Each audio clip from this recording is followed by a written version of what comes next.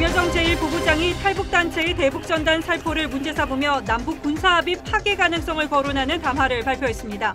청와대는 대북전단은 백해무익한 행동이라고 했고 통일부는 대북전단을 법률로 제한하는 방안을 검토 중이라고 해 저자세 외교라는 비판이 나옵니다. 국회에서 기본소득 관련 논의가 활발해지고 있습니다. 김종인 통합당 비대위원장은 기본소득을 근본적으로 검토할 시기라면서도 재정이 뒷받침되지 않고는 불가능하다고 했습니다. 검찰이 이재용 부회장의 구속영장을 청구했습니다. 이 부회장이 본인의 기소 여부를 수사심의위에서 판단해달라고 신청한 지 이틀 만에 검찰이 강수를 내놓자 삼성은 당혹감을 감추지 못했습니다. 영장 발부와 기각에 따라 수사심의 소집 요청이 어떻게 달라지는 건지 취재했습니다. 주로 노인을 대상으로 홍보 세미나를 여는 서울의 한 다단계 업체에서 집단 감염이 발생했습니다. 코로나 2차 대유행이 가을 이전에 올 수 있다는 전망이 전문가 집단에서 언급됐습니다.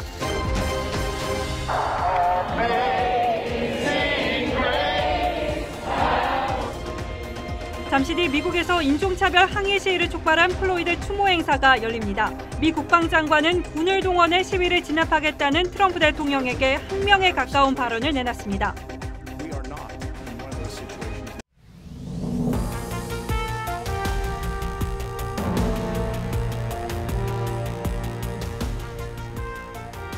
여러분 안녕하십니까? 뉴스9의 신동욱입니다. 김정은 위원장의 동생인 김여정 노동당 제1부부장이 오늘 느닷없이 나흘 전 판문점 부근에서 살포된 대북 전단을 문제 삼는 담화문을 냈습니다.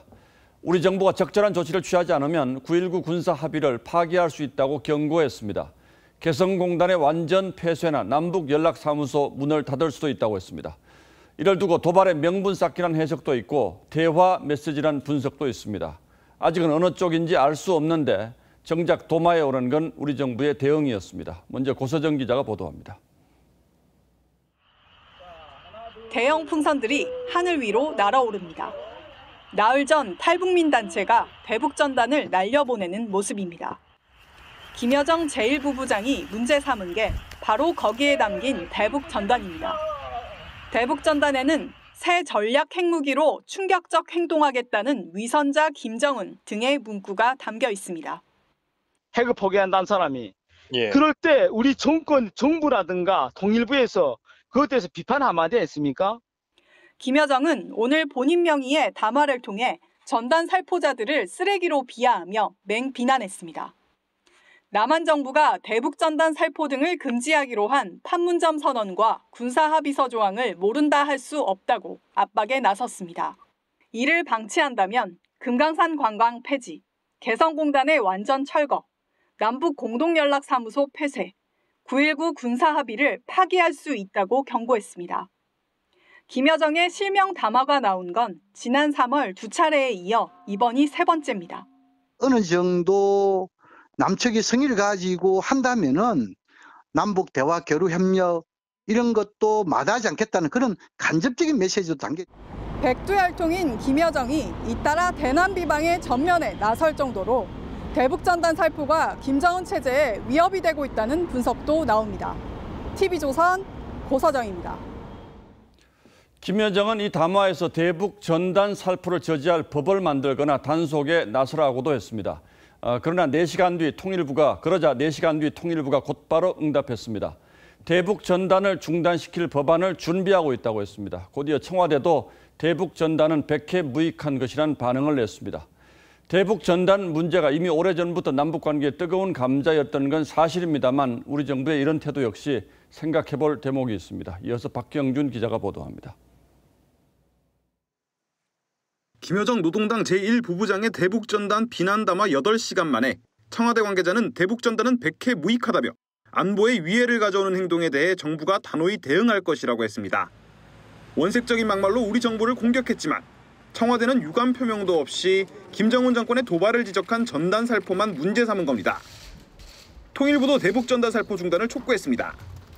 남북 방역 협력을 비롯하여 접경 지역 국민들의 생명 재산의 위험을 초래하고 하는 행위는 중단되어야 합니다. 이미 대북전단을 막을 법안도 검토했다고 밝혔습니다. 통일부 관계자는 대북전단 살포가 접경 주민들에게 막대한 피해를 입힌다며 21대 국회에서 법안 입법을 조속히 추진하겠다고 전했습니다. 북한으로서도 절박감이 있는 것 같고 북한이 요구를 하자마자 한 4시간 만에 법률 제정까지 해서 막겠다고 하는 것은 지나친 것이 아닌가 이런.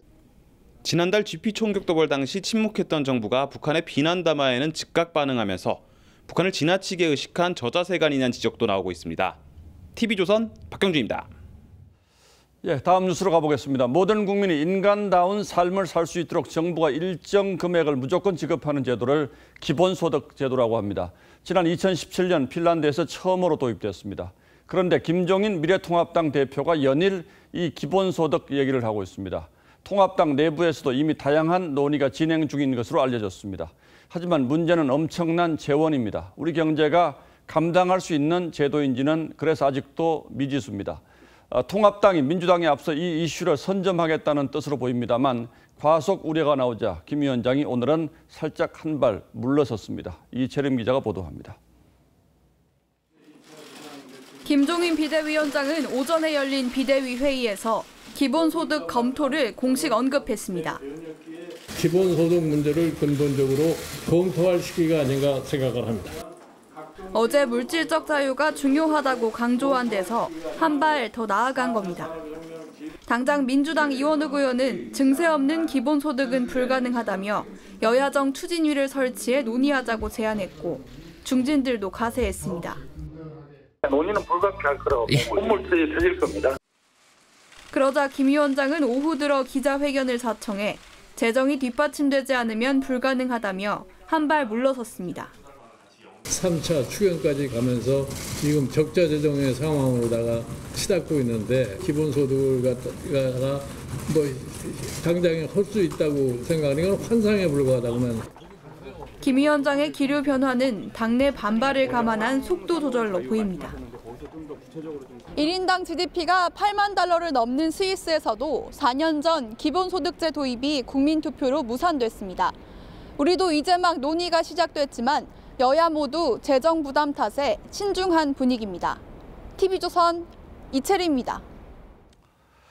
그럼 이 시점에서 왜 기본소득 논의가 뜨거운가? 정치적으로는 결국 다음 대선에 주목할 수밖에 없을 겁니다. 그리고 경제적으로는 급격한 산업구조의 변화로 일자리 위기가 심화되면서 결국은 정부가 나서야 한다는 논리가 있습니다. 하지만 어느 경우든 우리 재정을 걱정하지 않을 수 없습니다. 빚이든 세금이든 우리 미래 세대가 책임져야 할 몫이고 그래서 결국 이 문제는 필연적으로 증세 논란을 불러올 수밖에 없습니다. 이어서 홍현주 기자입니다. 기본소득을 전 국민에게 연간 100만 원씩 지급할 경우 매년 45조 원이 필요합니다. 이 때문에 문재인 대통령도 대선 후보 시절 기본소득 공약에 부정적이었습니다. 기본소득 보장의 취지에는 공감하지만 그렇게 일률적으로 다 지급하는 것은 무리이고 계층별로 필요한 분들에게 복지를 늘려야 한다고 생각합니다. 아동수당이나 기초연금 지원을 받는 사람을 빼도 연간 18조 원이 필요합니다. 그래서 기본소득을 도입하더라도 기존 현금성 복지와 통폐합해야 한다는 주장이 나옵니다.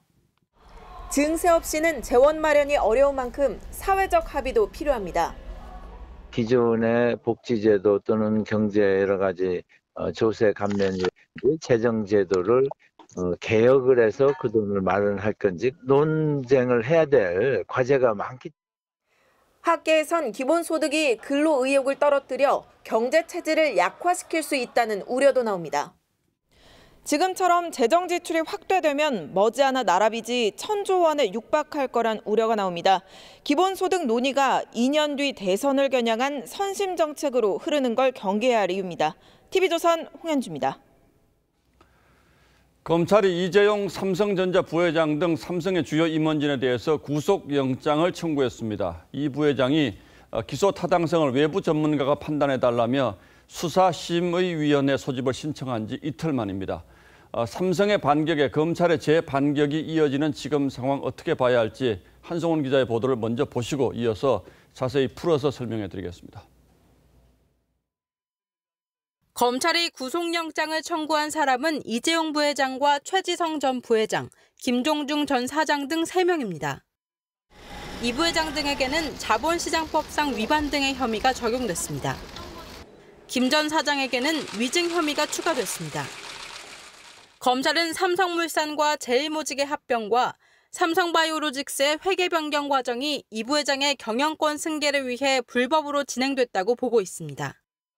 또 이 부회장이 몰랐거나 보고받지 않았을 리 없다고 판단하고 있습니다. 그러나 이 부회장은 검찰 조사에서 보고받거나 지시한 사실이 전혀 없다고 혐의를 부인했습니다. 검찰의 영장 청구는 이 부회장 측이 수사심의위 소집을 신청한 지 이틀 만에 이루어졌습니다. 중앙지검 관계자는 수사심의위 소집 신청이 들어오기 전에 이미 구속영장 청구 방침을 결정하고 윤 총장에게 승인을 건의했다고 밝혔습니다. 분식의 규모와 죄질을 감안할 때 구속영장을 청구하지 않을 수 없다고 판단했다는 설명입니다. 구속영장 청구는 수사팀이 요청하고 윤석열 검찰총장이 승인하는 형식으로 결정된 것으로 알려졌습니다. 이 부회장 등에 대한 영장실질심사는 다음 주 월요일 오전에 열립니다. TV조선 한송원입니다. 예, 보신 것처럼 검찰이 이미 영장 청구 방침을 세워두고 있었다고는 합니다만 삼성이 수사심의위 신청으로 장군을 부르자 검찰이 영장 청구로 멍군을 부른 셈인데 이런 모습 과거에는 보기 힘들었던 장면이죠. 마치 게임하듯 치열한 수싸움을 벌이고 있는 것 같기도 한데 이재용 부회장 수사가 앞으로 어떻게 되는 건지 검찰 취재하는 김태훈 기자에게 좀 더 자세히 물어보겠습니다. 자, 김 기자 어서 오십시오. 자, 삼성 측이 시민 판단을 구해보겠다 이렇게 심의위를 청구한 지 이틀 만에 검찰이 전격적으로 영장을 청구를 해버렸어요. 이거 삼성이 예상을 했을까요? 아니면 지금 삼성이 당황하고 있을까요? 네, 일단 삼성이 아직까지는 공식 입장을 내놓고 있지는 않습니다. 예. 네, 하지만 상당히 당혹스러운 분위기라고 합니다. 이 1년 8개월 동안 수사가 이어져 온 데다 수사심의위 신청 직후 보란듯이 영장을 청구한 것은 해도 너무한 것 아니냐는 불만도 나오고 있습니다. 자, 그러나 결과적으로 이렇게 되면 삼성이 긁어부스럼 만들었다 이렇게도 볼 수 있는 것 아닐까요? 네, 꼭 그렇게만은 볼 수 없을 것 같습니다. 이 검찰은 이미 내부적으로 이재용 부회장에 대해 영장을 청구하는 쪽으로 방향을 잡았던 것으로 확인됐습니다. 예. 이 삼성 측도 영장 청구를 어느 정도 예견을 했던 분위기고요. 다만 삼성 측 변호인은 오늘 입장문을 통해서 관련 절차가 시작된 상황에서 전격적인 영장 청구는 객관적 판단을 받아보고자 하는 정당한 권리를 무력화하는 것이라며 안타까운 심정이라고 밝혔습니다. 이 검찰이 개혁의 일환으로 스스로 만든 제도를 스스로 뒤집은 것 아니냐는 우회적인 비판입니다. 자, 조심스럽게 삼성이 검찰을 비판을 했는데 자, 검찰의 입장은 어떻습니까? 네, 이 검찰은 단호한 입장입니다. 이 중앙지검은 이미 지난주 이 부회장에 대해 구속영장 청구 방침을 세웠고 지난 월요일 대검에 보고를 마친 상태였다고 합니다. 이 화요일 오전 윤석열 총장은 영장 청구를 승인했고 그 직후인 화요일 오후가 돼서야 삼성은 수사심의위 신청을 접수했습니다. 이 구속영장 청구 결정 이후에 수사심의위 신청을 한 셈입니다. 예, 삼성 변호인단도 이런 사실 다 알면서 심의위 신청을 한 셈이 됐고 결국 검찰은 검찰대로 하던 대로 하겠다 이런 거죠? 네, 그렇다고 볼 수 있습니다. 자, 그럼 이 수사심의위와는 별개로 이 부회장에 대한 영장실질심사 곧 열리겠군요? 네, 법원은 이미 다음 주 월요일 영장실질심사를 하기로 일정을 잡아놨습니다. 예. 이 결과는 그 다음 날 새벽쯤 나올 것으로 예상이 되고요. 만약 영장이 발부가 된다면 검찰은 수사심의위를 앞두고 힘을 얻게 될 것으로 예상이 됩니다. 이 법원이 구속영장을 발부할 만큼 범죄의 혐의가 중대하다고 판단을 했다는 것 때문인데 이 각계의 전문가와 시민으로 구성되는 수사심의위에서 이 영향을 받을 수밖에 없다는 겁니다. 반대로 구속영장이 기각이 되면 반대로 삼성의 주장이 힘이 실릴 가능성이 있습니다. 예. 결국 이번 영장실질심사가 검찰과 삼성 양측의 운명을 가를 분수령이 될 전망입니다. 자, 그런데 이재용 부회장이 구속이 되든 구속이 되지 않든 수사심의위원회는 앞으로 이제 열리게 되잖아요. 근데 만약에 이 수사심의위원회에서 이재용 부회장 기소하지 말아라 이렇게 결정이 되면 그때는 어떻게 되는 겁니까, 그럼? 네, 우선 전례를 살펴보면요. 총 8차례 수사심의가 열렸는데 예. 검찰은 대부분의 경우 그 권고를 수용한 바 있습니다. 그러니까 수사심의가 불기소를 결정하면 검찰 수사팀이 그 의견을 수용할 가능성도 있는 셈입니다. 예.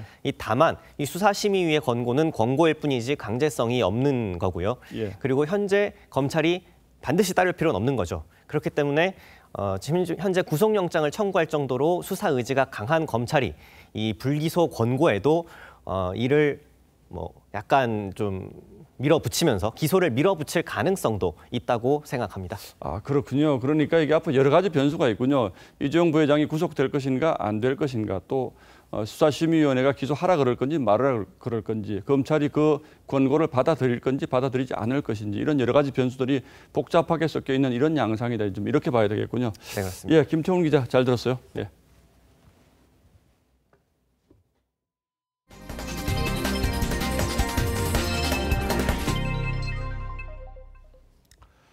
미국의 반인종차별 시위가 열흘 가까이 이어지고 있습니다. 낮에는 시위가, 그리고 밤에는 약탈이 이어지는 무법천지가 미 전역에서 벌어지고 있습니다. 트럼프 대통령이 군대 동원을 시사한 가운데 과격 시위를 차지하자는 목소리도 점차 커지고 있습니다. 오늘 밤부터 열리는 추모 행사가 이번 시위의 분수령이 될 것으로 보입니다. 이유진 기자가 보도합니다. 백악관 주변에 모인 시위대가 조지 플로이드를 추모하며 찬송가를 부릅니다.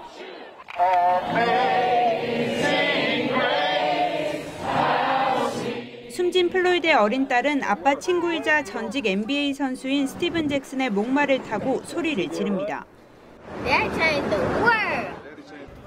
어린아이와 의료진도 거리로 나와 피켓을 들었고, 경찰서장이 시위대와 팔짱을 끼고 행진합니다. They truly want to maintain peaceful protests. They want their voices heard. 미 국방장관은 연방군의 투입을 주장한 트럼프 대통령에 사실상 반기를 들었습니다. The option to use active duty forces in a law enforcement role should only be used as a matter of last resort and only in the most urgent and dire of situations. I do not support invoking the Insurrection Act. 매티스 전 국방장관은 대통령이 국민을 분열시킨다고 비판했습니다. 트럼프 대통령도 한 발 물러섰습니다. Will you send in the military to any cities in particular to restore that law and order? Well, it depends. I don't think we'll have to. 현지 시간 4일부터는 미니애폴리스를 시작으로 추모식이 잇따라 열리면서 시위 규모가 절정에 이를 것으로 보입니다. TV조선 이유진입니다. 유럽에서도 미국 경찰의 과잉 진압과 인종차별에 항의하는 시위가 들불처럼 번지고 있습니다. 숨진 흑인이 마지막으로 남긴 말, 숨을 쉴 수 없다를 연호하는 군중들의 수가 갈수록 늘어나고 교황까지 인종차별에 반대한다는 입장을 냈습니다. 보도에 송무빈 기자입니다. 영국 런던 하이드파크에 모인 수백 명의 시민들은 영국도 결백하지 않다며 목소리를 높였습니다. I think that the UK could learn so much from the US because we don't want it to get to the point that it is in the US. 영국 총리 관저 앞도 발 디딜 틈이 없습니다. 프랑스에서도 스웨덴에서도 숨을 쉴 수 없다는 항의 시위는 이어집니다. 프란치스코 교황은 미국을 예의주시하고 있다면서 첫 공식 입장을 내놨습니다.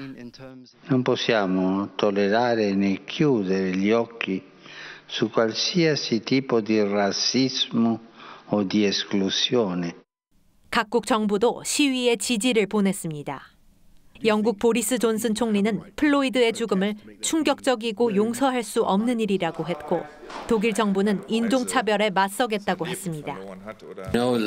We here in Europe, like the people of the United States, we are shocked and appalled by the death of George Floyd. UN 인권 최고대표는 인종차별을 명확하게 비판할 지도자가 필요하다면서 트럼프 대통령을 우회적으로 꼬집었습니다. 유럽 언론들은 트럼프 대통령이 위기를 해결할 능력이 없다고 지적했습니다. TV조선 송무빈입니다. 어제 열린 이른바 사법농단 사건 재판에서는 판사 출신의 민주당 이수진 의원이 사법농단의 피해자가 아니라 업무 역량 부족으로 지방 발령을 받은 거란 증언이 나왔습니다. 그러자 이 의원이 발끈했습니다. 심한 모욕감을 느꼈다며 이 증언을 한 판사 탄핵을 추진하겠다고 밝혔습니다. 윤수영 기자가 보도합니다. 양승태 대법원장 시절 사무분담과 인사평정에서 불이익을 받는 블랙리스트 판사가 됐습니다. 그런데 어제 사법농단 재판에 증인으로 출석한 김연학 부장판사는 당시 판사였던 이 의원이 부족한 면이 많아 재판연구관에서 1년 일찍 지방법원으로 전보됐냐는 변호인의 질문에 맞다고 대답했습니다. 이 의원이 국제인권법연구회에서 활동해 인사에 불이익을 줬냐는 취지의 질문에도 고려사항이 아니었다고 했습니다. 그러자 이 의원은 자신의 SNS에 심한 모욕감을 느꼈다며 김 부장 판사를 포함해 사법농단에 연루된 판사 탄핵을 추진하겠다고 썼습니다. 판사 탄핵은 재적 의원 3분의 1 이상 발의, 과반 찬성이면 가능해 민주당 단독으로 추진할 수 있습니다. 이 의원 본인은 부인했지만 지난 총선 때도 사법농단 피해자가 아닌 조력자 역할을 했다는 취지의 법원 증언이 나와 논란이 됐습니다. 이 의원은 총선 직후 사법농단 재판 증인으로 채택됐지만 공소사실과 무관해 증언 거부권을 행사한다며 출석하지 않았습니다. TV조선 윤수영입니다.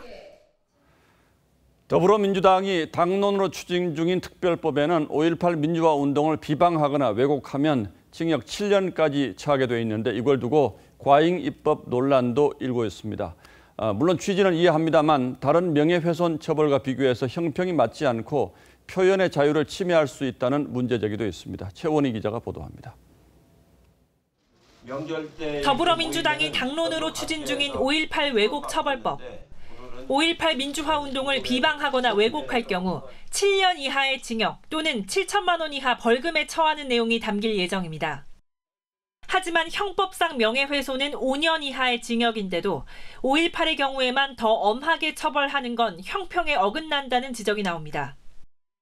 전파력이 큰 온라인 또는 출판물로 명예를 훼손할 경우 7년 이하 징역으로 처벌이 강화되는데 이 법으로도 5.18 망언은 처벌이 가능합니다. 현재의 법으로 충분히 처벌할 수 있습니다. 국론 분열을 막기 위해서 법을 제정한다는 것은 민주적 관점에서 부적절하다고 생각합니다. 민주당 관계자는 지난 국회에서 발의된 5.18 특별법의 형량을 참고했고 출판물에 의한 명예훼손도 최대 형량이 징역 7년이어서 과한 게 아니라고 했습니다. 민주당은 오늘도 과거사 특별법 제정을 주장했습니다. 여순사건 특별법 제정을 우리 당의 당론으로 채택하는 절차를 시작해야 할 때입니다. 변호사인 박민식 전 새누리당 의원은 우리 법전을 특정 과거사들 왜곡 처벌법으로 만들고 싶냐고 했습니다. TV조선 최원입니다. 계속해서 코로나 관련 뉴스 이어갑니다. 조심스럽습니다마는 저희가 어제 코로나 재확산 조짐이라고 보도를 해드렸는데요. 코로나 2차 대유행이 가을 이전에 수도권을 중심으로 올 수 있다는 전망이 전문가 집단에서 언급됐습니다. 최근 신규 확진자가 수도권에 집중되고 있는 상황이 반영된 것으로 보이는데 특히 교회를 중심으로 2차 감염이 이어지고 있습니다. 먼저 송민선 기자입니다. 인천 개척교회 모임 관련 확진자는 11명이 늘어 총 66명이 됐습니다. 모임에 참석한 70대 목사와 접촉했던 50대 신도와 딸이 확진되는 등 가족과 지인 등의 N차 감염자가 절반인 33명입니다. 경기 군포 안양 목회자 모임에선 3명이, 한국대학생 선교회에선 1명이 추가 확진되는 등 수도권 교회 관련 확진자는 모두 15명이 늘었습니다. 수도권 집단 감염이 계속되면서 이태원 클럽 발병 이전 0.5 수준이던 감염 재생산 지수는 최대 1.89로 높아졌습니다. 1보다 큰 경우에는 한 사람이 무조건 1명 이상을 계속 감염시키기 때문에 그 재생산 지수가 클수록 유행이 크기나 속도가 빨라진다는 거를. 무증상자의 조용한 전파로 최근 2주간 깜깜이 감염도 8.9%인 45명이 발생했습니다. 이 때문에 수도권 2차 대유행이 가을 이전에 올 수 있다는 우려마저 나옵니다. 이미 하루 1,000명은 대구에서 경험을 했습니다. 서울, 인천에서 발생하면은 하루 1,000명 이상이 될 수가 있습니다. 최악의 상황에 대비해야 한다는 경고입니다. 이런 가운데 서울 중랑구는 방역 수칙을 지키는 조건으로 수백 명이 참석하는 종교 행사를 구청 건물에서 열도록 해 논란입니다. TV조선 송민선입니다. 주로 노인을 대상으로 홍보 세미나를 여는 서울의 한 다단계 업체에서 12명이 무더기로 확진 판정을 받았습니다. 좁은 공간에서 레크레이션이 이뤄진 것으로 확인돼서 추가 확진 우려가 커지고 있습니다. 신유만 기자입니다. 12명의 확진자가 나온 다단계 판매 업체가 있는 서울 관악구의 한 건물입니다. 이곳에서 일하는 73살 남성 직원이 지난 2일 처음 감염된 뒤 사흘 만에 전체 확진자가 12명으로 늘었습니다. 이들은 대부분 판매원으로 일하던 60대 이상 노인이었습니다. 저희가 노인분들이세요. 걱정을 저희도 처음에 된 거 아니겠어요? 건물 8층에 있는 업체 사무실과 홍보관은 폐쇄됐습니다. 이곳은 업체 판매원들을 교육하는 홍보관입니다. 좁은 공간에서 강연을 하고 레크리에이션을 해 집단 감염 위험이 높았습니다. 방역당국은 지난달 20일과 30일 이 장소에서 열린 판매원 교육에서 전파가 이루어진 것으로 보고 있습니다. 아침에만 어떤 데는 7시, 8시, 9시 일찍 오면 선물주는 그 전에 엄청 많이 몰려가요. 서울시는 직원과 방문자 등 199명을 전수검사하고 감염 경로를 조사하고 있습니다. 업체 직원 11명과 5월 22일부터 6월 1일 동안 업체를 방문한 188명 등 총 199명에 대해 검사를. 집단 감염이 발생한 해당 다단계 판매 업체 측은 연락이 닿지 않았습니다. TV조선 신유만입니다. 질병관리본부를 보건복지부에서 독립된 질병관리청으로 승격하는 조직 개편안이 논란입니다. 이 청으로 승격했지만 인력과 예산이 줄어든 건데요. 또 기존 질본이 가지고 있던 조직이 복지부로 넘어가게 돼서 유기적 관계를 잃게 된다는 것도 문제로 지적됩니다. 최은영 기자가 보도합니다. 논란의 핵심은 질병관리본부 산하 국립보건연구원의 보건복지부 이관입니다. 감염병뿐 아니라 바이오와 의료장비 등 보건의료 전반의 연구를 담당하기 때문이라는 게 정부의 설명입니다. 부처의 협력이 필요하거나 보건의료 체계와 밀접한 관련이 있는 기능은 효율적 업무 추진을 위해서 보건복지부에서 계속 수행합니다. 하지만 전문성이 떨어지는 행정관료들이 연구원을 관리하는 건 효율성이 떨어진다는 지적이 나옵니다. 떨어지고 나면 서로 만나서 얘기하고 이게 결과에 대해서 토론하고 치열하게 검증을 하고 이런 과정이 싹 없어지고 나면 서로 간의 실력이 줄어들어요. 이재갑 한림대 강남성심병원 감염내과 교수는 질본을 통해 하던 복지부의 인사적체 해소를 연구원과 연구소에서 하려는 것이냐며 계획을 철회해달라는 청와대 국민청원 글을 올렸습니다. 이 글에는 하루 만에 2만 명 넘게 동의했습니다. 질본의 장기 이식, 혈액, 인체 조직 관리 업무도 복지부가 맡게 돼 결국 질본은 인력과 예산 모두 줄어들게 됩니다. 지자체 보건소를 두고 권역별 질병 대응센터를 만드는 것을 놓고도 자칫 옥상옥 구조가 될 수 있다는 우려도 나옵니다. TV조선 최은행입니다. 국내 코로나 누적 확진자가 12,000명에 달하는 가운데 퇴원 환자도 10,000명을 넘어섰습니다. 이 완치자들 퇴원 후에는 고통에서 벗어나는 걸까요? 주변의 따가운 시선을 극복하는 것도 이들에게는 남은 숙제입니다. 오늘 포커스는 코로나 환자의 일상 복귀에 맞췄습니다.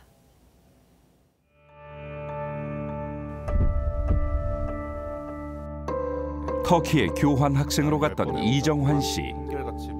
지난 4월 귀국하자마자 코로나19 확진이라는 시련에 맞닥뜨렸습니다.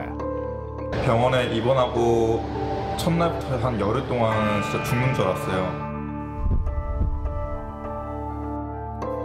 치료를 위해 복용한 에이즈 치료제 칼레트라. 하지만 구역질이 나면서 아무것도 먹지 못했고 체중은 급격히 줄었습니다. 부작용이 저는 너무 심한 편이어가지고 그 부작용 때문에 더 아프고 죽겠는 거예요.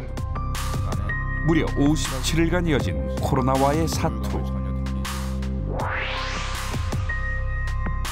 지난 2일에서야 병원을 벗어날 수 있었습니다.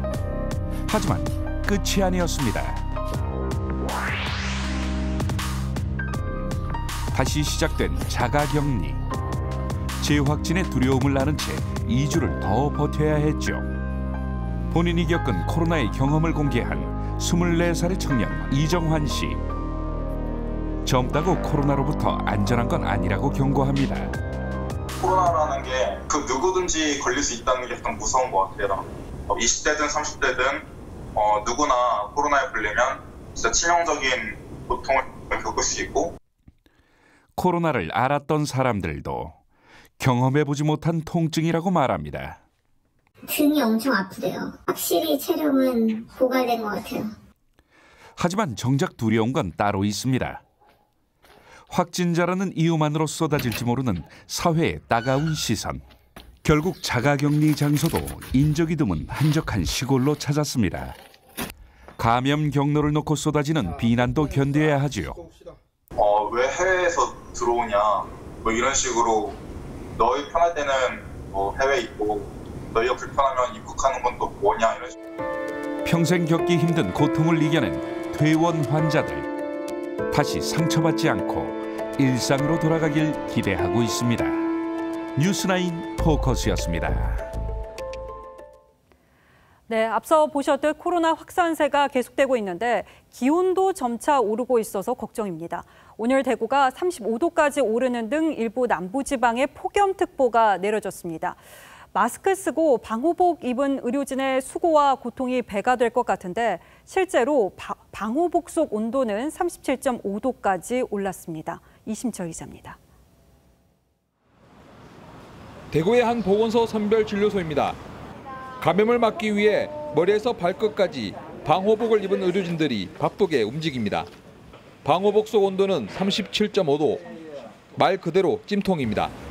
선풍기를 틀어놓긴 했지만 더위를 식히기엔 역부족. 방호복을 받자 온몸이 땀으로 범벅입니다. 땀이 금방 차서 이거를 거의 한 1시간에 하나씩은 갈아줘요. 지금은 그래도 조금 버틸만 한데 온도가 더 올라가게 되면은 쨍쨍 내려쬐는 뙤약볕 아래서 마스크까지 쓰고 일하는 근로자에게 더위는 참기 힘든 고통입니다. 약간 날씨가 더워지니까 조금은 호흡하는데 조금 하고 땀이 흐르다 보니까 그것이 조금은 불편할 수 있습니다. 낮 기온이 32도가 넘은 강릉의 한 해수욕장. 뜨거운 열기에 백사장에서는 아지랑이까지 피어오릅니다. 소나무 그늘 아래에서는 마스크를 쓴 피서객들이 더위를 식힙니다. 긴팔 입어도 덥거나 그러진 않았는데 갑자기 오늘부터 한여름이 된 것 같이 덥더라고요. 땀도 나고. 오늘 낮 최고 기온은 경주가 35.3도로 가장 높았고 대구 35도, 강릉 32.3도, 광주 31도 등 무더위가 기승을 부렸습니다. 대구와 경북, 경남과 호남 일부 지역은 올 들어 첫 폭염특보가 내려졌습니다.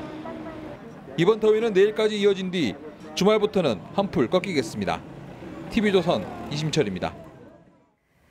안타까운 소식 전합니다. 여행 가방에 7시간 동안 갇혀 있다가 의식을 잃었던 아이가 결국 숨졌습니다. 경찰은 숨진 아이가 가족에게 장기간 폭행을 당했는지 여부를 조사하고 있습니다. 구자영 기자입니다. 가방 속에 갇혔던 9살 A군이 의식을 잃은 채 병원으로 옮겨진 것은 지난 1일 저녁입니다. A군은 심정지 상태에서 사경을 헤맸습니다. A군은 병원 치료 사흘 만인 어제 저녁 결국 숨졌습니다. 어제는 초등학교 3학년인 A군이 처음 등교하는 날이었습니다. 학교 관계자는 A군이 평소 밝고 활기찼다며 지난 1일까지 온라인 수업도 100% 참여할 정도로 성실했다고 안타까워했습니다. 경찰은 A군의 의붓엄마 B씨의 혐의를 아동학대 치사로 변경할 방침입니다. A군은 어린이날인 지난달 5일 머리를 다쳐 병원 치료를 받았고 당시 A군 부모는 경찰과 아동보호 전문기관의 조사를 받았습니다. A군의 아버지와 의붓엄마는 경찰 조사에서 폭행이 아니라 체벌이었다고 주장하는 것으로 알려졌습니다. 경찰은 또 A군이 장기간 폭행을 당했는지도 조사할 계획입니다. 이전 행위에 대해서도 계속 수사를 해나가고 있습니다. 현재로서는 아동학대 치사로 갑니다. 병원 측은 A군의 사망 원인을 여러 곳의 장기가 기능을 잃는 다발성 장기 부전증으로 보고 있습니다. 보통 교통사고나 추락 등 강한 외부 충격을 받았을 때 생기는 증상입니다. 경찰은 내일 A군의 부검을 진행해 정확한 사망 원인을 밝힐 예정입니다. TV조선 구자영입니다. 미립국 중국인이 보트로 충남 태안에 상륙했다는 소식 얼마 전에 전해드렸죠. 오늘 또 태안에서 정체불명의 고무보트가 발견됐습니다. 목격자들은 보트 엔진에 중국어가 써 있었다고 전했는데요. 지난번과 상황이 굉장히 흡사합니다. 김다로 기자입니다. 해경과 군 관계자가 회색 고무보트를 살핍니다. 보트 안에서는 연료통과 구명조끼, 각종 공구 등이 발견됐습니다. 오늘 아침 8시 55분쯤 충남 태안군의 한 섬마을 방파제에 수상한 고무보트가 있다는 신고가 들어왔습니다. 신고한 주민은 고무보트 엔진에 중국어가 적혀 있었다고 말합니다. 내 상식선에서는 보면은 중국어가 맞는 것 같아. 뭐 공사라고도 쓰고 뭐 그런 거 보니까 한자로 우리 한자가 아닌 것 같아. 고무보트가 발견된 장소는 지난달 미입국한 중국인 8명이 상륙한 해변과 직선거리로 15km 떨어진 곳입니다. 방파제의 소형 보트 접안이 가능하지만 지금은 사용하지 않는 곳이어서 주민들은 수상하게 여겼습니다. 한 열흘 된 것 같아요. 그래도 낚시 보트는 종종은 있었던 거예요? 아니, 없어. 근처 해변에서는 지난 4월에도 정체불명의 고무보트가 발견됐습니다. 이 보트와 오늘 발견된 보트는 2대 모두 같은 회사에서 만든 엔진을 장착했습니다. 군 당국과 해경은 대공 용의점과 미입국 여부를 조사하고 있습니다. TV조선 김다로입니다. 경찰이 서울역 묻지마 폭행 사건의 피해자를 긴급 체포해서 구속영장을 신청했는데 법원이 이를 기각했습니다. 법원은 긴급 체포가 위법이라는 이유를 들었는데 자세한 소식 배상윤 기자가 보도합니다. 지난주 서울역에서 여성을 폭행한 뒤 달아났던 이모 씨. 경찰이 CCTV를 추적해 긴급 체포한 뒤 구속영장을 신청했고 오늘 영장 실질심사가 열렸습니다. 법원은 구속영장을 기각했습니다. 긴급 체포 과정이 불법이었다는 게 이유입니다. 당시 경찰은 초인종을 누르며 피해자의 휴대전화로 전화를 걸었지만 이 씨는 아무런 반응을 보이지 않았습니다. 경찰은 강제로 출입문을 열고 집으로 들어간 뒤 잠을 자고 있던 이 씨를 긴급 체포했습니다. 법원은 당시 경찰이 이 씨의 신원과 집, 휴대전화 번호 등을 모두 파악하고 있었고 이 씨가 잠을 자고 있어 도주하거나 증거를 인멸할 상황도 아니었다며 긴급 체포할 사유는 되지 않는다고 판단했습니다. 법원은 긴급 체포가 불법이었기 때문에 이에 기초한 구속영장 청구는 받아들이기 어렵다고 밝혔습니다. 법원은 한 사람의 집은 비록 범죄 혐의자라 할지라도 헌법과 법률에 의하지 않고는 주거의 평온을 침해해서는 안 된다고 했습니다. TV조선 배상윤입니다. 예, 다음 뉴스입니다. 윤미향 의원이 자신의 자금 출처를 해명하다가 새로운 논란을 불렀습니다. 신우이 명의의 집을 팔아서 남편의 집을 사고 나머지는 자신의 계좌로 옮겼다는 것인데 그렇다면 이 집은 누구의 것이었는지 또 신우이가 집 판 돈을 증여했다면 세금은 냈는지 야당이 의혹을 제기했습니다. 김지수 기자가 보도합니다. 경남 함양에 있는 주택입니다. 윤미향 의원 신우이는 이 집을 가지고 있다가 2017년에 팔았습니다. 매각 대금은 1억 1,500만 원입니다. 이 돈은 윤 의원 남편인 김삼석 씨에게 갔고 김 씨는 이 돈으로 함양의 다른 빌라를 8,500만 원에 샀습니다. 잔액 3천만 원은 김 씨가 2018년 4월 부인 윤 의원에게 넘겼습니다. 잔액은 배우자가 보유하다 2018년 4월 19일에 저희 계좌로 입금했습니다. 미래통합당은 신우이가 집을 팔았는데 돈이 모두 윤 의원 부부에게 갔다는 것에 의혹을 제기했습니다. 실제 소유주가 윤 의원 부부일 가능성이 높다는 주장입니다. 자기 집을 팔았는데 그 매각 대금을 형제에게 줄 이유가 도대체 뭔지 모르겠습니다. 채무 관계가 있어 보이지는 않고요. 오히려 그 집의 원래 소유자가 윤미향 씨거나 윤미향 씨 남편이 아니었나. 증여세를 납부했는지도 확인이 필요해 보입니다. 현행법상 기타 친족 간 증여는 1,000만 원이 넘으면 과세 대상입니다. TV조선은 이에 대해 묻기 위해 윤 의원 측에 연락했지만 답하지 않았습니다. TV조선 김지수입니다. 이번 21대 국회의원 3명 가운데 1명은 집을 2채 이상 가진 것으로 집계됐습니다. 민주당은 43명, 통합당은 41명이 다주택자였습니다. 특히 민주당은 총선 전에 다주택 처분 서약을 받겠다고까지 했는데도 상황은 이렇습니다. 김정우 기자가 취재했습니다.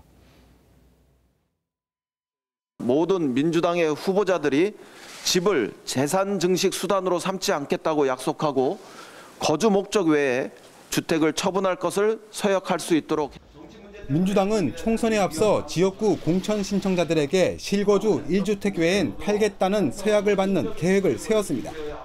하지만 국회에 입성한 180명 가운데 23.8%인 43명이 다주택자입니다. 비율로만 보면 103명 중 39.8%인 41명이 다주택자인 통합당이 더 높습니다. 3주택 이상은 17명이었고 무주택자는 17%인 50명입니다. 국회의원 1인당 평균 재산은 21억 8천만 원으로 일반 국민의 5배에 달합니다. 부동산 재산이 가장 많은 사람은 민주당 박정 의원이었고 통합당에선 박덕흠 의원이었습니다. 경실련이 공시가격 기준으로 선관위에 신고된 자료를 분석한 거라 실제 의원들의 자산 가치는 더 클 걸로 보입니다. 부동산 재산을 시세대로 공개하라고 해오고 있지만 아직도 여전히 공시가격으로 신고를 하고 있어서 이해 충돌을 방지하기 위해 부동산 부자나 다주택자들은 국토위나 기재위 등 관련 상임위에서 배제해야 한다는 주장도 나옵니다. TV조선 김종우입니다. 민주당이 금태섭 전 의원의 소신 투표를 이유로 징계를 한 걸 두고 위헌이라는 주장이 나오고 있습니다. 하지만 소신 있게 의정 활동을 하겠다고 다짐했던 민주당의 초선 의원들조차 당 지도부의 눈치를 보며 침묵하고 있습니다. 조정린 기자가 민주당의 분위기를 취재했습니다. 더불어민주당 진성준 의원이 페이스북에 올린 글입니다. 당론을 위배한 국회의원에 대한 당의 징계가 의원직을 박탈하는 수준이 아니라면 문제가 없다는 헌재 판결이 있다며 금 전 의원에 대한 당의 징계가 적절하다고 주장했습니다. 당 전략기획위원장인 진 의원은 어제 비공개 최고위에서도 이를 보고했는데 김혜영 최고위원은 해당 사례는 국회법에 따라 자유투표를 보장받아야 하는 금 전 의원 사례와는 다르다며 맞선 것으로 알려졌습니다.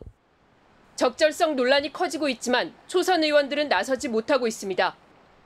한 초선 의원은 TV조선과의 통화에서 하고 싶은 말은 많지만 말을 아끼겠다고만 했습니다. 당 관계자는 금 전 의원 징계 문제가 향후 초선 의원들의 의정활동에 영향을 미칠 수도 있다고 본다고 했습니다. 이번 징계 결정이 의원들의 자유로운 의견 개진을 어렵게 만들었다는 지적과 함께 중진들 사이에선 당이 자정 기능을 잃어가고 있다는 우려도 나옵니다. TV조선 조정린입니다. 대부분의 건설업체가 모델하우스만 지어놓고 공사 전에 아파트를 분양하는 선분양 방식을 취해왔죠. 그런데 최근 아파트를 거의 다 지어놓고 입주자를 모집하는 후분양이 서울에서 유행하고 있습니다. 왜 그런지 지선호 기자가 취재했습니다. 서울의 한 재개발 아파트 단지 공사 현장. 공사가 70% 이상 진행된 지금 분양을 준비 중입니다. 재개발 과정에서 원주민 보상 등으로 건설사 부담이 커지자 분양가가 높은 시기를 골라 후분양하는 겁니다. 이분들을 보상해주고 또 추가 할인해주고 비용 충당이 불가능하였기 때문에 부득이하게 고유주택으로 그 자금 부담을 안고 후분양을 선택하게 됩니다. 지난주 시공사를 선정한 반포 3주구와 신반포 21차 재건축 조합도 후분양을 제시한 건설사를 택했습니다. 후분양으로 하는 게 좀 더 이기다 생각을 했는지 후분양 위주로 써오고 그렇게 홍보를 했고 다음 달 말 분양가 상한제 시행을 앞두고 후분양을 택하는 곳이 늘고 있습니다. 후분양 역시 분양가 상한제 적용 대상이지만 공시지가 상승률이 토지비에 반영돼 분양가를 높일 수 있습니다. 단점은 일시에 돈이 많이 들어간다는 거고요. 그동안 지가가 상승하게 되면은 분양가격이 높아질 수 있습니다. 올해 서울에서 후분양하는 아파트는 5천여 가구. 후분양이 소비자의 이자 비용을 줄이는 등의 장점이 있지만 자금 여력이 큰 대형 건설사들이 공사를 독식할 우려가 있다는 게 전문가들의 지적입니다. TV조선 지선호입니다. K-팝을 이끌고 있는 BTS와 트와이스가 논란의 중심에 섰습니다. 이 트와이스의 경우에는 무대 장치를 두고 표절 시비가 일었는데 K-팝의 영향력이 그만큼 크다는 것이고 또 그에 따른 책임감이 필요하다는 것이겠죠. 임서희 기자입니다.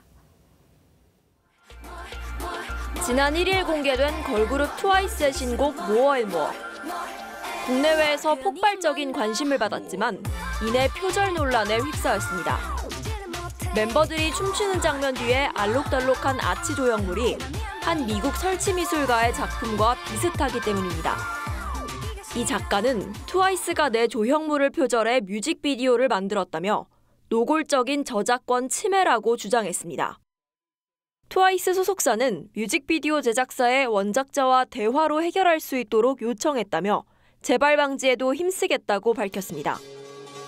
미국 빌보드 200 앨범 차트 11위에 오르는 등 신기록을 세운 BTS 슈가의 음반도 한 차례 홍역을 치렀습니다. 앨범 수록곡에 미국에서 사이비 교주며 살인마로 알려진 인물의 연설을 넣은 겁니다. BTS 소속사는 논란이 된 부분은 즉각 삭제 후 재발매했다며 공식 사과했습니다. 각 나라의 사건, 사고 등도 꼼꼼히 살폈어야 한다는 지적이 나옵니다. 한국 콘텐츠가 전 세계로부터 주목받고 분석되고 이런 상황이기 때문에 법적인 검토도 거치고 자문을 받아서 국내 시장을 넘어 해외로 뻗어나가는 K-팝. 세계적인 영향력에 걸맞는 책임감이 요구되고 있습니다. TV조선 임서인입니다. 배구 여자의 김연경 선수의 국내 복귀설이 재개됐습니다. 원 소속팀 흥국생명과 협상 중인데 관건은 연봉입니다. 장동욱 기자입니다. 한 시즌에 성패를 쥐고 있다는 여자 배구의 외국인 선수 드래프트. 하지만 관심은 온통 흥국생명 테이블에 쏠렸습니다. 외국인 선수보다 강한 배구 여제 김연경과의 협상 소식이 알려진 겁니다. 터키 팀과 계약이 끝나 자유계약 선수 신분이 된 김연경. 국내 리그에선 원 소속팀인 흥국생명으로만 돌아올 수 있습니다. 하지만 연봉이 관건입니다. 이미 23억 원 셀러리 캡의 절반 가까운 10억 원으로 이재영, 이다영, 쌍둥이 자매를 잡은 흥국생명은 규정상 김연경에게 쓸 수 있는 돈이 6억 5천만 원밖에 없습니다. 물론 국내 최고 대우지만 기존의 수십억 원대 연봉에 비해서는 절반 넘게 줄어듭니다. 구단과 만난 김연경은 생각할 시간을 달라고 요청한 상황. 흥국생명은 선수 본인의 의지에 달렸다는 입장입니다. 본인이 좀 여러 가지로 각도로 생각을 하고 있을 거고요. 본인도 그렇고 구단도 그렇고 또 저희 입장도 그렇고 그래서 좋은 방법을 중국 베이징에선 수십억 연봉으로 영입을 노린다는 보도도 나왔지만 국내 복귀 이점은 분명합니다. 코로나19로 해외 스포츠가 마비된 데다가 내년 도쿄올림픽을 앞두고 라바리니호 에이스들과 한 팀에서 호흡을 맞출 수도 있습니다. 이재영, 이다영과 외국인 선수의 김연경까지 흥국 왕조의 탄생 가능성에 배구계가 술렁이고 있습니다. TV조선 장동욱입니다.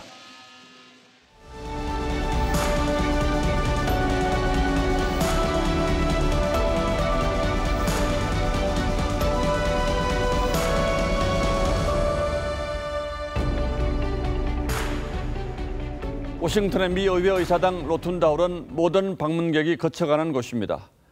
조지 워싱턴을 비롯해 거기 세운 동상 중에 유일한 여성 정치인이 지네트 랭킨입니다. 동상에는 이런 글이 새겨져 있죠. 나는 전쟁에 찬성표를 던질 수 없다.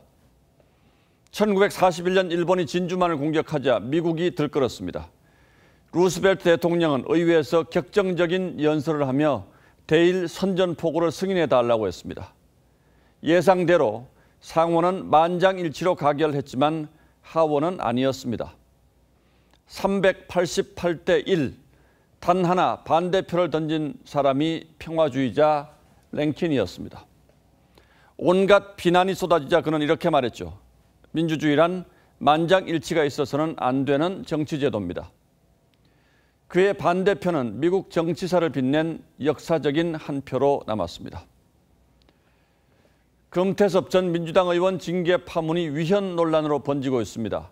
국회의원은 양심에 따라 직무를 행하고 투표한다는 헌법과 국회법에 위배되기 때문입니다. 누구보다 문재인 대통령부터 강제적 당론을 지향하겠다고 선언했죠. 하지만 민주당은 요지부동입니다.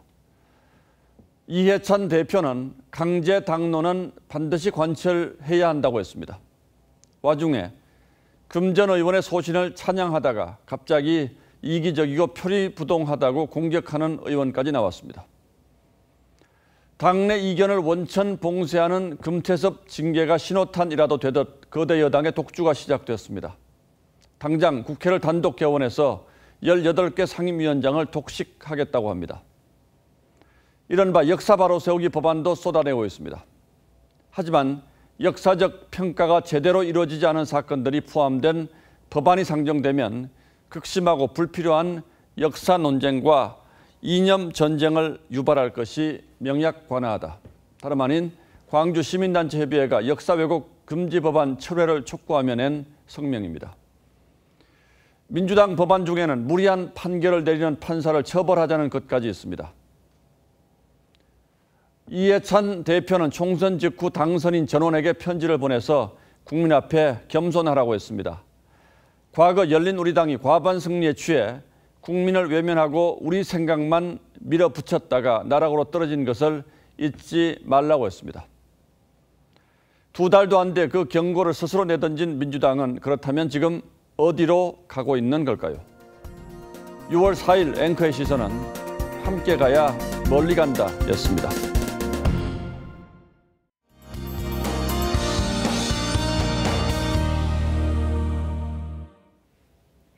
오늘 남부 지역은 올해 첫 폭염특보가 내려졌습니다. 포항과 대구가 35도까지 치솟는 등 한여름을 방불케 했는데요. 절기 망종인 내일도 남부 지역은 폭염특보가 이어지겠습니다. 대구가 35도, 광주는 32도까지 오르겠습니다. 중부 지역은 특보 수준까지는 아니어도요. 여전히 덥겠습니다. 서울이 27도, 청주는 30도를 보이겠습니다. 날이 덥더라도 마스크 착용은 잊지 마셔야겠는데요. 바이러스 예방은 물론이고요. 내일 오전까지는 황사가 남아 있겠습니다. 그래도 오후에는 맑은 하늘이 드러나겠고 자외선이 강하겠습니다. 모레 오후에는 곳곳에 소나기가 내리겠고요. 주말부터는 서울에서도 30도 이상 기온이 치솟겠습니다. 날씨였습니다. 6월 4일 뉴스9은 여기서 모두 마치겠습니다. 시청해주신 여러분 고맙습니다.